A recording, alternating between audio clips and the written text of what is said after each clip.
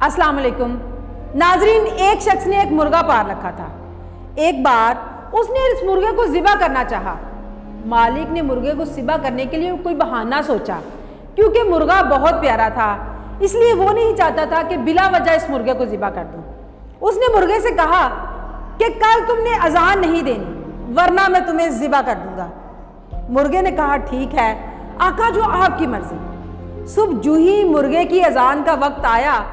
Video में आगे बढ़ने से पहले मेरी आपसे रिक्वेस्ट है कि अगर आप मेरे चैनल पर नए हैं तो मेरे चैनल को सब्सक्राइब करें और साथ मौजूद बेल आइकन को भी प्रेस करें, ताकि आपको हर नई वीडियो का नोटिफिकेशन मिलता रहे। और अगर आपको वीडियो अच्छी लगे तो थम्स अप दें और दूसरों के साथ शेयर करें। तो मालिक ने देखा कि मुर्गे ने अजान तो नहीं दी, लेकिन हस्बे हाल अपने परों को जोर जोर से फड़फड़ाया। मालिक ने अगला फरमान जारी किया कि कल तुमने पर भी नहीं मारने, वरना तुम्हें ज़िबा कर दूंगा। अगले दिन सुबह अजान के वक्त मुर्गे ने हुक्म की तामील करते हुए पर तो नहीं हिलाए, लेकिन आदत से मजबूरी के तहत गर्दन को लंबा करके ऊपर उठाया। मालिक ने अगला हुक्म जारी कर दिया कि कल से गर्दन भी नहीं हिलनी चाहिए। अगले दिन अजान के वक्त मुर्गा बिल्कुल मुर्गी बनकर खामोश बैठा रहा। मालिक ने सोचा ये तो बात नहीं बनी, अब क्या करूं। अब के बार मालिक ने एक ऐसी बात सोची जो वाकई ही मुर्गे बेचारे के बस की बात नहीं थी। मालिक ने कहा कि कल से तुमने सुबह अंडा देना है, वरना तुम्हें ज़िबा कर दूंगा।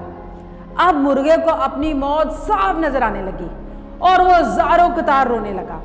मालिक ने पूछा क्या बात है, मौत से डर कर रो रहे हो? मुर्गे का जवाब बड़ा ही बाकमाल और बामहनी था। कहने लगा नहीं, रो इस बात पे रहा हूं कि अंडे से बेहतर था अजान पर मरता। नाजरीन, ये बड़ी खूबसूरत कहानी है।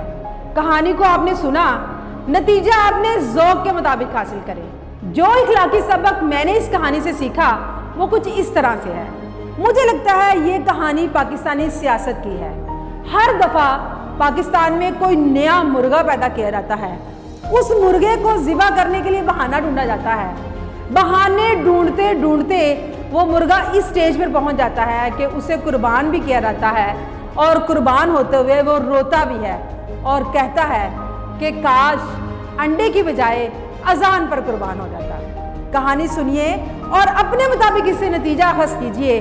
मेरा ख्याल है कि आपका नतीजा भी मुझसे मिलता जुलता ही होगा। फ़ी अमानत।